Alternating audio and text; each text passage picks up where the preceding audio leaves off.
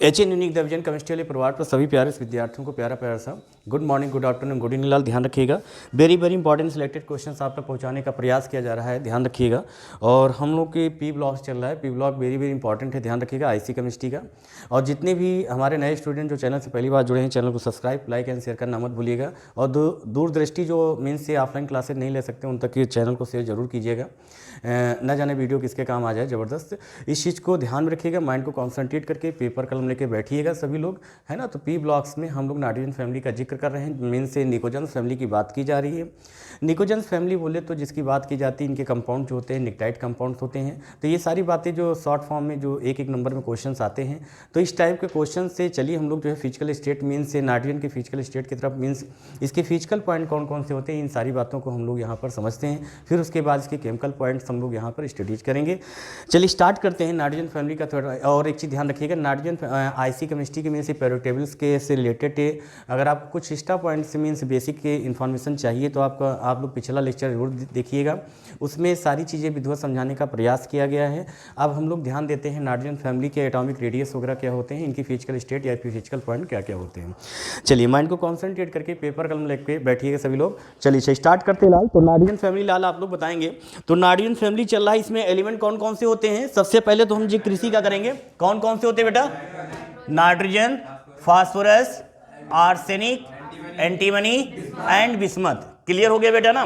मतलब कि total elements number कितने हैं बेटा, इसमें 5 हैं। क्लियर हो गया ना। और ये आनन पेंटियम को मिला के कितने हो गए लाल, 6 हो गए कंफर्म। मतलब कि nitrogen, phosphorus, arsenic, antimony and bismuth, ये जितने भी एलिमेंट्स हैं ये नाइट्रोजन फैमिली के हैं, या आप इनको बोल सकते हैं निकोजेंस फैमिली। क्या बोलेंगे, निकोजेंस फैमिली या निकटाइड्स, ध्यान रखिएगा, है ना। तो वेरी इंपॉर्टेंट है, ध्यान रखिएगा।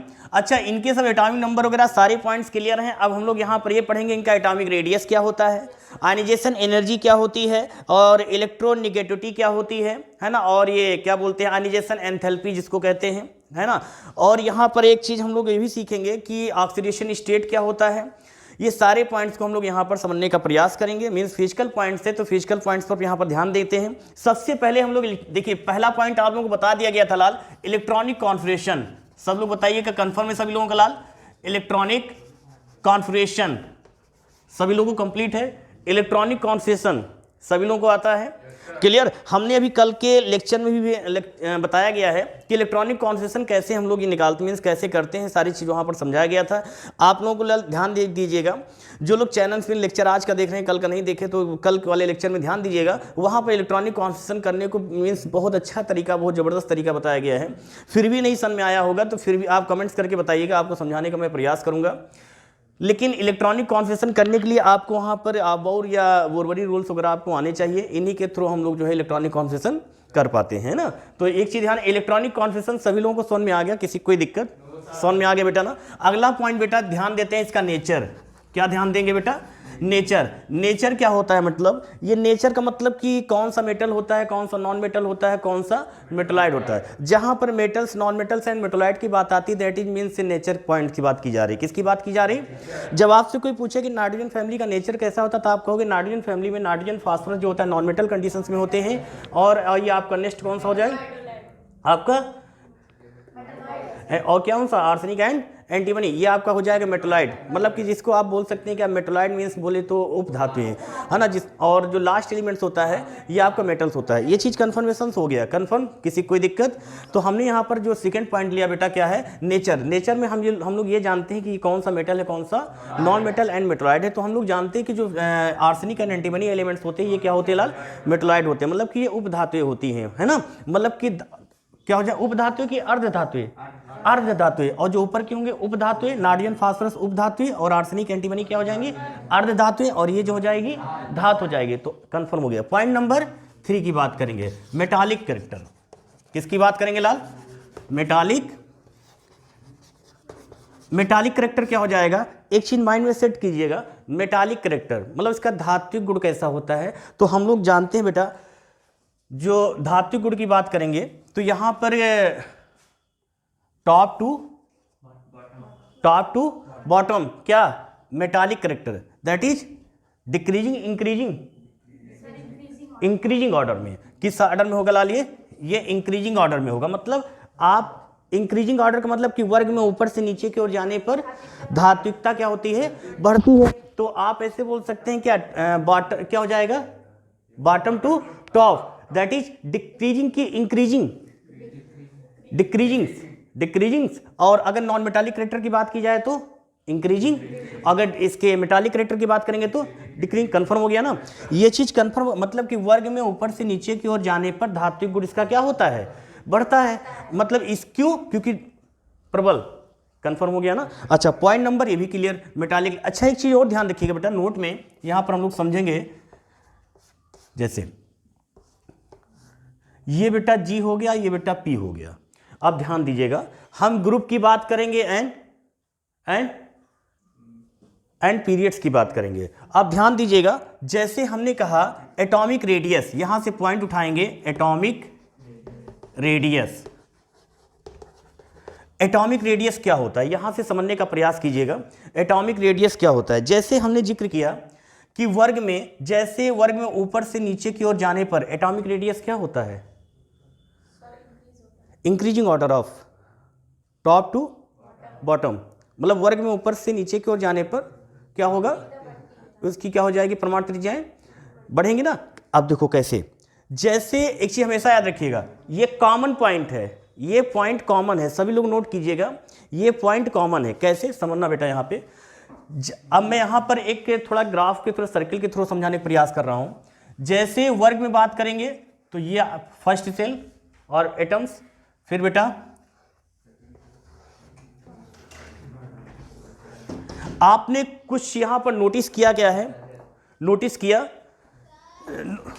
किया क्या चीज है लाल, तो यहां पर आपको शेप कैसा दिख रहा है लाल, बढ़ता हुआ ना। तो ये चीज कंफर्मेशन हो गया, क्या है कि एटॉमिक के जो होते हैं रेडियस क्या हो जाएगा, इनके ऑर्बिटल्स क्या होते हैं, कंटिन्यूअस इंक्रीजिंग ऑर्डर में आ रहे हैं।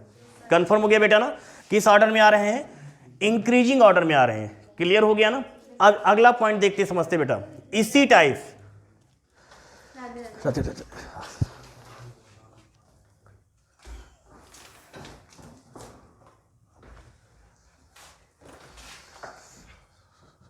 ध्यान दीजिएगा, ये चीज कंफर्मेशन हो गया लाल ना। हमने देखा कि यहां पर आपको सेप देखिए, स्टेप बाय स्टेप क्या है, तो ऑर्बिटल का साइज क्या है, बढ़ रहा है ना। सेल नंबर क्या है, ये कंफर्म ना, ध्यान दीजिएगा। अच्छा, ये तो बात किसकी की गई, ग्रुप की। ये एक पॉइंट्स की बात नहीं की जा रही, ये सभी ग्रुप की बात की जा रही है। वो चाहे 14 का हो, 13 का होगा, मीन्स 15, 16 किसी भी, तो सभी ग्रुप्स के लिए क्या है, वर्ग में ऊपर से नीचे की ओर जाने पर उनके आकार क्या होते हैं, बढ़ते जाते हैं। क्लियर बेटा, ये बात की गई ग्रुप्स की। अच्छा, पीरियड्स में क्या होता है, ये स्टेप बाय स्टेप, इसमें देखो क्या हो रहा है, आप मीन्स एक के डिक्रीजिंग ऑर्डर में जा रहा है। मतलब कि पीरियड्स में लेफ्ट टू राइट क्या है, लेफ्ट टू राइट क्या है, डिक्रीज हो रहा है, बट अप टू डाउन क्या है, इंक्रीज। मतलब वर्ग में ऊपर से नीचे की ओर जाने पर क्या हो जाएगी, बढ़ेगा। और जिसमें एटॉमिक रेडियस, और जब बात करेंगे लेफ्ट टू राइट की बात करेंगे, तो सेल नंबर देखो इसके क्या आकार, शेप कैसे जा रहे हैं, छोटे। तो ये चीज कंफर्मेशन हो गया, ये कॉमन पॉइंट से यहां पर ऐसे आप समझ सकते हैं, सभी ग्रुप्स के लिए बात यहां पर बताई गई। ये पॉइंट समझ में आ गया लाल, सभी लोगों को कंफर्म हो गया लाल ना। तो एक चीज अगला पॉइंट ध्यान दीजिएगा बेटा, तो एटॉमिक रेडियस भी यहीं पर कंप्लीट हो गया लाल, समझ में आया कि नहीं आया, कंफर्म हो गया ना। अब बात करते किसकी, इलेक्ट्रोनिगेटिविटी। तो atomic radius point number 4। Point number 5 क्या हो जाएगा, एटॉमिक इलेक्ट्रोनिगेटिविटी। क्या हो जाएगा लाल, इलेक्ट्रोनिगेटिविटी या इलेक्ट्रोनिगेटिव एलिमेंट्स या इलेक्ट्रोनिगेटिव कैरेक्टर। अच्छा, इलेक्ट्रोनिगेटिव कैरेक्टर क्या होता है लाल, कौन बताएगा सब, विद्युत जो ऋणात्मकता होती है क्या होती है, हाँ वो तो बात सही है, लेकिन क्या होती है, इसकी डिफिनीशन क्या बताओगे आप बोल सकते हो किसी परमाणु द्वारा इलेक्ट्रॉन को अपनी ओर खींचने की क्षमता, किसी परमाणु के द्वारा इलेक्ट्रॉन को अपनी ओर खींचने की क्षमता, वो क्या कहलाएगी, इलेक्ट्रोनिगेटिविटी, मतलब कि विद्युत ऋणात्मकता कहलाएगी। क्या बोलेंगे हम लोग, किसी परमाणु के द्वारा इलेक्ट्रॉन को अपनी ओर खींचने की क्षमता, वो क्या कहलाएगी, क्या कहलाएगी, कंफर्म हो गया ना। इस पॉइंट को माइंड में सेट कर लेना। अभी मैंने आपको एक पॉइंट बताया बेटा कि क्या है, top to bottom, top to bottom क्या कर रहे हैं, एटम साइज बढ़ रहा है, एटम साइज बढ़ रहा है ना। और भैया जब जाहिर सी बात एटम साइज बढ़ेगा तो अट्रैक्शन क्या होगा, कम होगा। अट्रैक्शन जाहिर सी बात है, एक सपोर्ट दैट, फील करो, एक लोहा है और चुंबक है, अगर ये जितना करीब में होंगे अट्रैक्शन इनका बढ़ेगा कि घटेगा। अगर ये लोहा वहां पर है, एक कोई आयरन वहां पर है और यहाँ पर चुंबक है मैग्नेटिक कोई, तो दोनों के बीच में क्या होगा, अट्रैक्शन ज्यादा हो जाएगा ना। मतलब कि दूरी बढ़ने पर अट्रैक्शन क्या हो जाएगा, कम हो जाएगा, और पास आने पर अट्रैक्शन बढ़ जाएगा। तो जाहिर सी बात है, आप लोग प्रमाण तो सीखे होंगे, छोटे पर पढ़े होंगे किसी सोडियम का या किसी Na2 एलिमेंट्स का एटॉमिक स्ट्रक्चर आप लोगों ने बनाया होगा गलती से, उसमें कोई बटिफ नहीं है। ध्यान देते बेटा, जैसे हमने कहा एक न्यूक्लियस, और ये चीज आपको छोटे पर आपको पढ़ाया भी गया था, समझे भी होंगे, neutron plus proton that is nucleons in present nucleus, है ना। न्यूट्रॉन और प्रोटॉन कहाँ प्रेजेंट होता है, ये न्यूक्लियस से प्रेजेंट होता है, और न्यूट्रॉन प्लस प्रोटॉन को शॉर्ट फॉर्म में कहा जाता है न्यूक्लियॉन्स। क्या कहा जाता है, न्यूक्लियॉन्स। ये बात समझ में आ गई। अब ध्यान देते हैं यहाँ पर, ये सेंटर में, अच्छा एटम जो होते हैं, एटम किस टाइप के पार्टिकल से मिलकर बने होते हैं, बोलो बेटा, कोई बोलेगा नहीं, चलो हाँ, किस टाइप के पार्टिकल से मिलकर बने होते हैं, किस टाइप के पार्टिकल्स मिलकर बने होते हैं लाल, स्टेबल पार्टिकल्स, जिक्र करेंगे stable particles, electron protons and neutron, stable particle. कौन से पार्टिकल्स होते हैं लाल, स्टेबल। तो यहां पर लिखेंगे स्टेबल पार्टिकल्स। स्टेबल पार्टिकल्स में कौन कौन से होते हैं, इलेक्ट्रॉन, इलेक्ट्रॉन, इलेक्ट्रॉन, फिर क्या हो जाएगा, प्रोटॉन, फिर क्या हो जाएगा, न्यूट्रॉन। मतलब कि 3 पार्टिकल्स होते हैं जिन्हें हम बोलते हैं स्टेबल पार्टिकल्स। क्या बोलते हैं, स्टेबल पार्टिकल्स। बोले तो ये स्थायी कण होते हैं, और स्थायी कण से स्थायी कण ही मिलकर आपस में क्या बनाते हैं, क्या बनाते हैं लाल, कोई एटम। मतलब कि जो एटम होते हैं वो 3 पार्टिकल्स मिलकर बने होते हैं, जिनको आप बोलते हैं स्टेबल पार्टिकल्स। क्या बोलते हैं, स्टेबल पार्टिकल्स। मतलब स्टेबल पार्टिकल्स में इलेक्ट्रॉन, प्रोटॉन्स एंड न्यूट्रॉन, जिसमें से 2 पार्टिकल्स न्यूक्लियस से प्रेजेंट होते हैं, 2 पार्टिकल्स कहां प्रेजेंट होते हैं, न्यूक्लियस से प्रेजेंट होते हैं, और एक पार्टिकल्स जो होता है न्यूक्लियस के चारों तरफ रोटेट करता है, चक्कर लगाता है। आ गई बात समझ में, कैसे, जैसे ये आपका एक कोई एटम है, जैसे हमने दिया यहां पर लाल,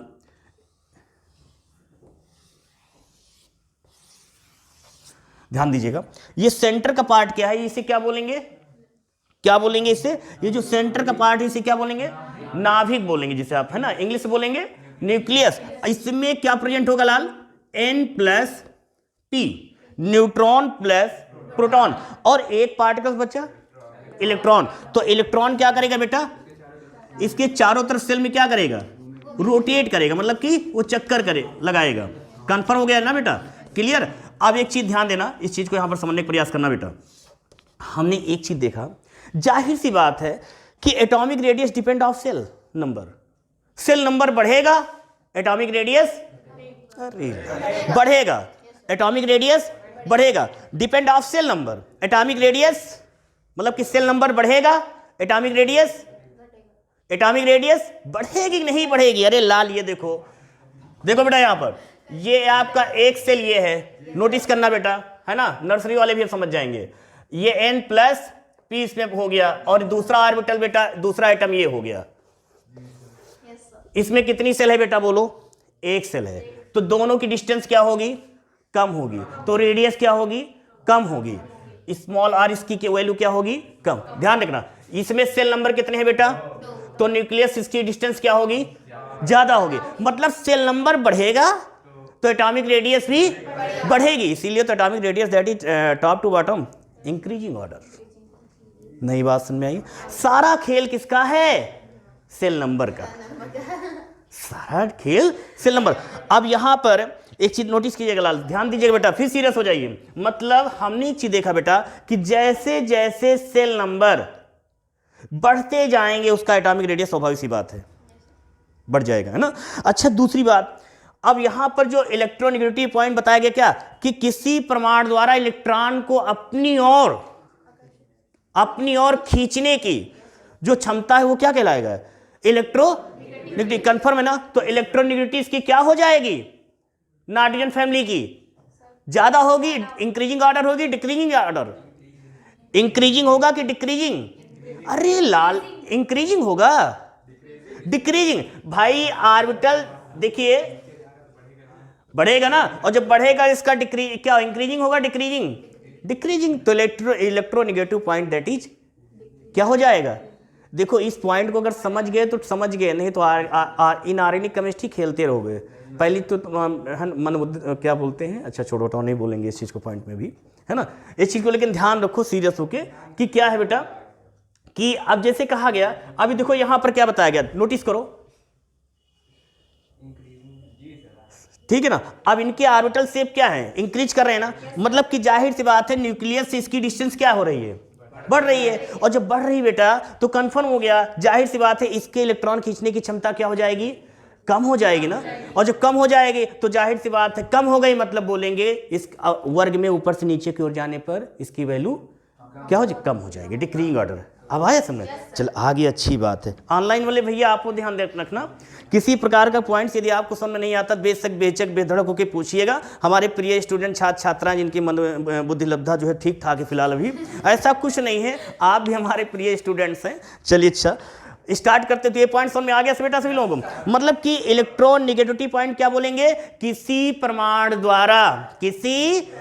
द्वारा इलेक्ट्रॉन को अपनी ओर खींचने की क्षमता को ही इलेक्ट्रो निगेटिविटी कहते हैं। अब हमने मीन्स वर्ग में ऊपर से नीचे की ओर जाने पर means top to bottom, that is decreasing order, depend of shell number बढ़ेगा, रेडियस बढ़ेगी, इलेक्ट्रोनेगेटिविटी घटेगी। आ गई पॉइंट, समझ में आया कि नहीं आया, क्लियर। चलिए point number, next point ionization energy. अगला पॉइंट क्या है, ionization energy, point number 6 ionization energy क्या है, आयनन ऊर्जा क्या है, या आप बोल सकते हैं आयनाइजेशन एनर्जी, आयनाइजेशन एंथैल्पी।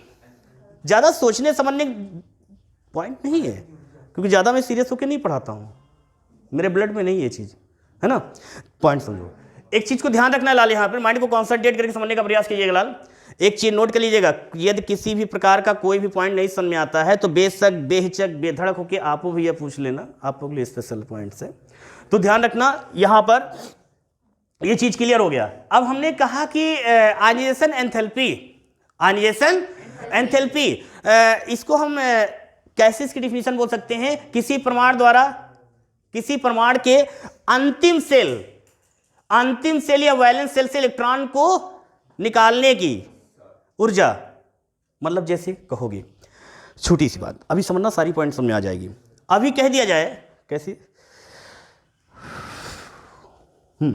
समझो भैया, जैसे कि किसी चीज का डिस्ट्रीब्यूशन हो रहा है, ठीक है ना, और 1 किलोमीटर की दूरी पे हो रहा है तब तो ठीक है, 2 किलोमीटर की, 3 किलोमीटर की, 4 किलोमीटर की, तो आप सेंस लगाओ कि लास्ट 4 किलोमीटर की दूरी से अगर आप कोई चीज डिस्ट्रीब्यूशन हो रहा है वहां पर लेने जाओगे तो ऊर्जा क्या होगी, उतनी ज्यादा लॉस होगी ना जाने में ना।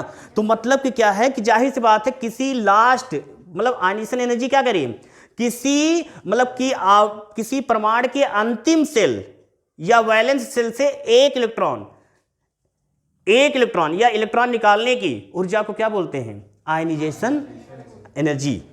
तो आयनाइजेशन एनर्जी को आप किससे डिनोट करते हो लाल, बोलिए किससे करोगे, IE1, IE2 और I क्या हो जाएगा, E3। अब कहोगे IE3 ये सब क्या है, depend of 1 2 3, depend of electrons number, अब यहां पर आयनाइजेशन ऑफ 3 टाइप्स, एक चीज देखिए पॉइंट अपने दिमाग में सेट कर लीजिए, आयनाइजेशन एनर्जी ऑफ 3 टाइप्स, तीनों वैल्यू यहां पर घटेगी। मतलब आयनाइजेशन एनर्जी क्या है, वर्ग में ऊपर से नीचे की ओर जाने पर क्या होगा, एंथैल्पी क्या होगी, इंक्रीज करेगी, डिक्रीज करेगी। पॉइंट सेट कर लीजिएगा, पहले चीज समझिएगा, किसी भी इसकी डिफिनेशन पहले समझिए क्या होता है, किसी परमाणु के अंतिम सेल या वैलेंस सेल से इलेक्ट्रॉन को निकालने के लिए जितनी ऊर्जा की आवश्यकता होती है ना। तो जैसे कि 1 इलेक्ट्रॉन निकालेंगे फर्स्ट आयनाइजेशन एनर्जी, 2 इलेक्ट्रॉन निकालेंगे सेकेंड आयनाइजेशन एनर्जी, थर्ड निकालेंगे थर्ड आयनाइजेशन एनर्जी। तो आप बेटा एक चीज ध्यान दो, जैसे जैसे आप क्या करेंगे, जैसे जैसे आप क्या करेंगे उसका मतलब कि कंफर्म हो जाएगा कि सेल नंबर बढ़ेगा, सेल नंबर बढ़ेगा तो इलेक्ट्रॉन्स को 1 एनर्जी, 2 एनर्जी, 3 एनर्जी, मतलब कि जितने इलेक्ट्रॉन्स निकालने की कोशिश करेंगे। तो यहां पर आप इंक्रीजिंग डिक्रीजिंग दे सकते हैं ना, मीन्स इंक्रीज। आप ध्यान, लेकिन एक पॉइंट सेट कर लीजिएगा, क्या ये point depend of shell number पे ही डिपेंड कर रहा है ना। और जाहिर सी बात है लाल बेटा, सेंस लगाओ, हे बेटा सब लोग सेंस लगाओ बेटा, ये जो एटम है लाल, तो एटम के बीच क्या होता है बेटा कि सेल नंबर बढ़ेगा तो अट्रैक्शन क्या होगा, कम होगा, और जब अट्रैक्शन कम होगा तो जाहिर सी बात वैल्यू उसी पर डिपेंड करेगी, है ना। ये पॉइंट समझ में आ गया, सब समझ में आया कि नहीं आया। मेटालिक रिएक्टर इंक्रीजिंग और डिक्रीजिंग, इंक्रीजिंग होगा कि decreasing, up to down, up to down या टॉप टू बॉटम, कंफर्म ना। ये पॉइंट क्या होगा, डिक्रीजिंग इंक्रीजिंग, क्योंकि मेटल नीचे प्रेजेंट है ना। तो ये पॉइंट समझ में आ गया सब लोगों को, क्लियर हो गया ना। अच्छा, और इसमें आयनाइजेशन एनर्जी हो गया, और इसमें एक चीज और ध्यान देते बेटा, oxidation number, oxidation number, oxidation number क्या होगा इसका, अच्छा ऑक्सीडेशन नंबर से पहले मैं यहां पर एक पॉइंट बोलना चाहूंगा बेटा, ये जो नाइट्रोजन का खेल चल रहा है बेटा, ध्यान दीजिएगा, ये नाइट्रोजन हम लोग के लिए फायदेमंद है क्या। एटमॉस्फेयर में कितने परसेंट होता है बेटा, 78% होता है। कितना होता है बेटा, ये एक इनकी मापन मतलब कि किसके अकॉर्डिंग बेटा, वॉल्यूम आयतनानुसार, है ना। ये कितने परसेंट होते हैं, कभी कभी कंडीशन पूछे जाते हैं इनकी, मतलब कि किस वेट के अकॉर्डिंग कैसे क्या है, डिफरेंशियल एटमॉस्फेयर में कैसे होते हैं, तो इनकी वॉल्यूम क्या होती है बेटा, 78। ये आयतनानुसार कितने होते हैं बेटा, 78%। अच्छा, नाइट्रोजन क्या हम लोग के लिए फायदेमंद है क्या, है ना। छोटे पर हम लोगों ने पढ़ा होगा कि हम लोग के चांद पर के जीवन यापन कर सकते हैं, तो हम लोग कहते थे अरे ये कैसे हो सकता है, तो वहाँ टीचर समझाते थे हम लोग गलती से, नहीं कर सकते हो बेटा, क्यों, हम लोग जिद्दी होते थे, नहीं पूछते थे क्यों नहीं कर सकते हैं, तो कहते थे वहाँ पर हवा और पानी और ऑक्सीजन सब कहाँ है, क्योंकि है ना, तो ये सब चीज़ें नहीं। तो अब समझ में आया कि हवा नहीं तो नाइट्रोजन नहीं, और हाइड्रोजन ऑक्सीजन नहीं तो जल नहीं। अब समझ में सारी चीज़ें आने लगी कि हाँ ये ऐसा कुछ होता है। नाइट्रोजन जो होता है बेटा, एक चीज़ ध्यान रखिएगा, नाइट्रोजन में एमिनो एसिड की बात कर लेते हैं, या एमिनो एसिड की बात करते हो, या आप जो है किसकी बात करोगे, प्रोटीन्स वगैरह जो होते हैं, ये सब क्या हैं, ये क्या है, नाइट्रोजन से तो मिलकर बने होते हैं। मतलब ये नाइट्रोजन यदि नहीं तो हमारे बॉडी का स्ट्रक्चर मीन्स जो भी कुछ है हम लोग पर डे इसका यूज करते हैं, मतलब कि हम लोग के स्ट्रक्चर में मतलब कि अमीनो एसिड नहीं। अब कहोगे प्रोटीन कहाँ नहीं पाई जाती है, प्रोटीन तो हर जगह होती है, और प्रोटीन में क्या है, नाइट्रोजन जरूर प्रेजेंट होगा। तो नाइट्रोजन के बिना जीवन भी एक प्रकार से, हाँ मैं मानता हूँ कि ये घातक है, दिक्कत करेगा, ये घातक है, ये दिक्कत करेगा, बट ये है ऑक्सीजन भी। और एक चीज़ है, जैसे कि कुछ लोग घरों में क्या करते हैं, खिड़कियाँ वगैरह सब पूरी तरह से बंद कर देते हैं, तो ऑक्सीजन क्या है, ऑक्सीजन का एंटर भी होना जरूरी होता है ना। चलिए अच्छा ध्यान देते हैं। अच्छा एक चीज़, पेड़ पौधों हे लाल सीरियस होकर पढ़ लो, है ना। मतलब एक चीज़ को समझेंगे, यहाँ पर जो नाइट्रोजन होता है बेटा, ये जो होता है एक प्रकार से मतलब कि पेड़ पौधों और जीवधारियों सभी के लिए क्या है, ये अमीनो एसिड और प्रोटीन से मीन के है ना, मतलब कि ये सभी के लिए फ़ायदेमंद होती हैं, सभी के लिए ज़रूरी होती हैं, है ना। हम लोग का जो स्ट्रक्चर इतना बढ़िया बनकर तैयार होता है ना, किसी का एरोमेटिक, किसी का एलिफेटिक, डिपेंड आप 22%, है ना। तो वो सब क्या है, ये सब नाइट्रोजन का है, नाइट्रोजन के थ्रू ही बनकर तैयार होता है, क्लियर। अच्छा एक चीज़ और भी ध्यान रखिएगा कि नाइट्रोजन की बात की गई, जब हम बात करते हैं इनके एलोट्रॉपी की भी बात करते हैं, किसकी बात करते हैं, एलोट्रॉपी की बात करेंगे। तो एलोट्रॉपी क्या है, अपरूपता इनकी बात करते हैं। तो इनकी अपरूपता क्या होती है लाल,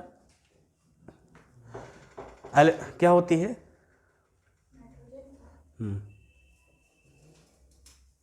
बोलिए क्या होती है इनकी एलोट्रॉपी। एलोट्रॉपी क्या इनकी, जैसे कि आपसे कोई पूछे कि फास्फोरस के एलोट्रॉपी कितने होते हैं, नाइट्रोजन के कितने होते हैं, है ना।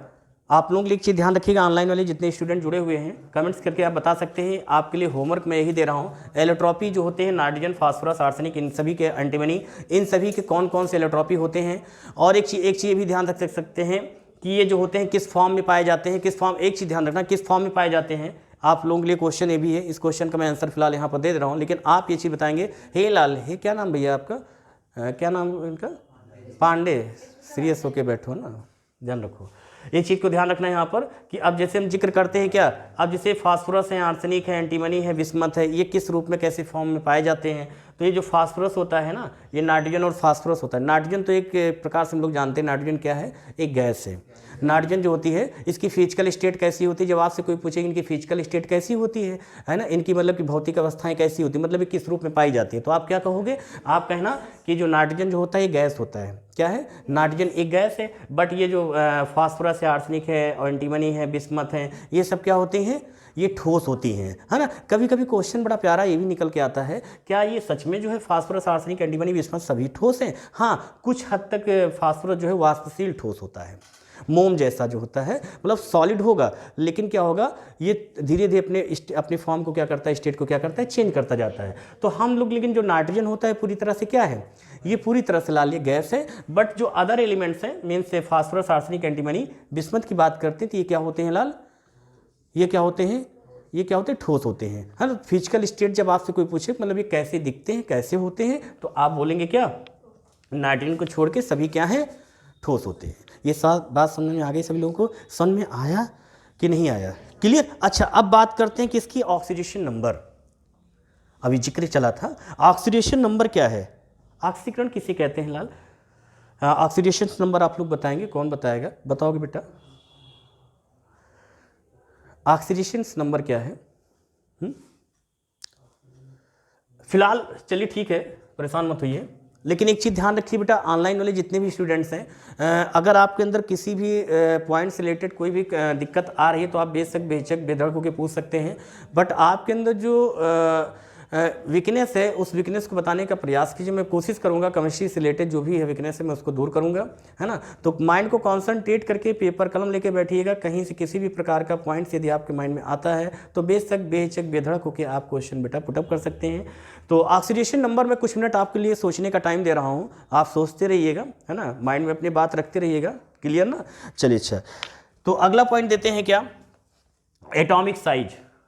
एटॉमिक साइज हो गया बेटा, नहीं हुआ। Atomic size, atomic rate, atomic size क्या होगा बेटा, अप टू क्या होगा, top to bottom, that is up to down, क्या होगा बेटा, increasing, increasing, increasing, decreasing, increasing order आप, दैट इज इंक्रीजिंग में जा रहा है भाई, जाहिर सी बात है एटॉमिक साइज में जा रहा है, और एटॉमिक सेल नंबर बढ़ेगा तो इंक्रीजिंग, नई बात समझे, मतलब depend of shell number, shell number बढ़ेगा तो क्या होगा, एटॉमिक साइज कंफर्म हो गई भाई। सेल नंबर देखो बढ़ रहा है ना, सेल नंबर बढ़ रहा है तो साइज उसका बढ़ेगा नहीं बढ़ेगा, क्या ऐसा कुछ होता है क्या कि मतलब कि साइज मतलब उसका बढ़ता जाएगा, उसका ऐसा कुछ होता है क्या, सेल नंबर बढ़ेगा तो जाहिर depend of shell number, shell number बढ़ेगा तो साइज भी बढ़ेगा, तो दैट इज इंक्रीजिंग ऑर्डर। बातों को ऐसे ऐसे आईसी केमिस्ट्री को समझो, आईसी केमिस्ट्री बहुत बढ़िया पढ़ने में लगता है, मैं गलत तो नहीं कहता हूँ, ने टीचर बहुत बढ़िया से रटाते हैं, तोता जैसे, आप लोग रट भी लेते हो, है ना। चलिए अच्छा, एटॉमिक की size depend of shell number, shell number आपका जैसे जैसे बेटा इंक्रीज करेगा तो जाहिर सी बात है कि हमारा एटॉमिक साइज भी इंक्रीज करेगा। अच्छा, अगला point, point number 7, boiling point, melting point. Melting point क्या हो जाएगा, मल्टिंग पॉइंट और बॉइलिंग पॉइंट भी बताएंगे आप लोग, है ना। तो दैट इज डिफिनीशन है, पर नाइट्रोजन फैमिली की क्या होती है, नाइट्रोजन फैमिली की क्या हो जाएगी, डिक्रीजिंग ऑर्डर में। क्या बॉइलिंग पॉइंट की बात कर रहा हूँ, melting point that is exception point होगा यहाँ पर।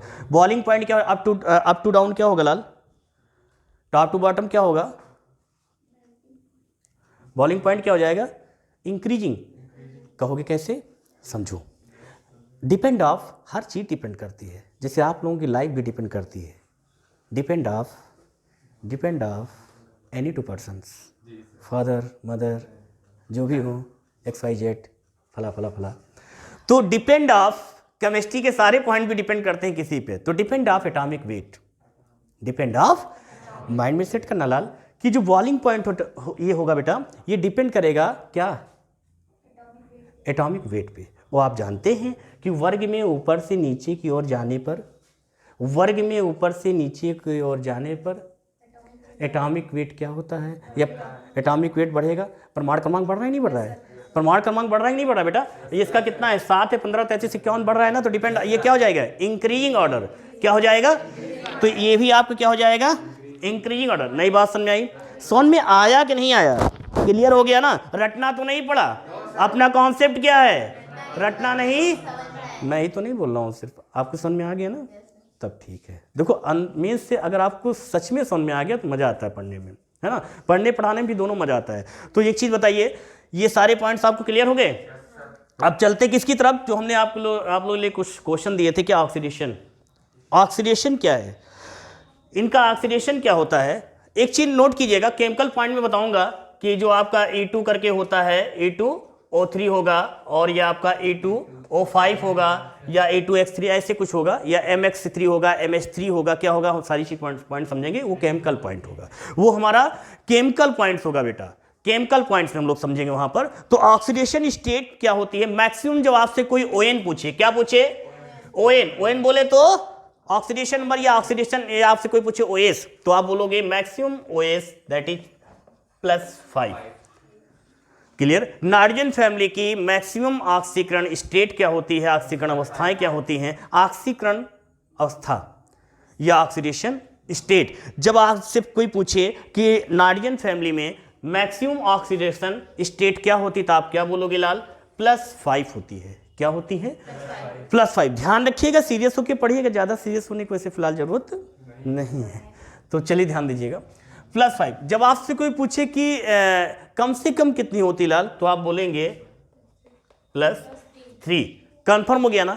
मतलब एक चीज हमने सीखा यहाँ पर, जो नाइट्रोजन फैमिली है, नाइट्रोजन फैमिली में जो ऑक्सीडेशन स्टेट की बात करते हैं वो मैक्सिमम +5 और मिनिमम बेटा +3 होती है। लेकिन -3 की वैल्यू क्या होगी, -3 भी होती है, -3 भी होती है, मीन्स स्टेबिलिटी। हम यहाँ स्थायित्व देखेंगे, मीन्स स्टेबिलिटी देखेंगे, टॉप टू बॉटम, या मीन्स अप टू डाउन, ये डिपेंड ऑफ किस पर, ये चीज़ आपको नेक्स्ट लेक्चर में बताएंगे। ठीक है, माइंड को सीरियस करके है ना, कॉन्सेंट्रेट करके पेपर कलम लेके भैया आप लोग भी बैठा कीजिए, और चैनल को अगर अब तक सब्सक्राइब नहीं किए हैं तो सब्सक्राइब जरूर कीजिएगा। और जो दूरदृष्टि आत्माएं भटक रही होंगी, जो अब तक मीन्स ऑफलाइन या जो भी है है ना, जिनको लेक्चर समझ में आ रहा है, तो उन तक पहुंचाने का प्रयास कीजिए। और चलिए नेक्स्ट लेक्चर में आपको मैं समझाने का प्रयास करूंगा कि इसके फिजिकल कुछ पॉइंट बताऊंगा, उसके बाद केमिकल पॉइंट्स की तरफ बढ़ेंगे, या ऑक्साइड, हाइड्राइड, हाईलाइट कैसे नेचर होते हैं, किस टाइप के कंपाउंड्स होते हैं, इन सारे पॉइंट्स को हम लोग समझने का प्रयास करेंगे। और मैंने कल एक चीज़ बोला था कि आपने फ्यूचर पर ध्यान दीजिएगा, अपने फ्यूचर पर ध्यान दीजिएगा, मीन्स पास्ट को बोलिए, प्रेजेंट पर आइए, फ्यूचर जबरदस्त। Best of luck.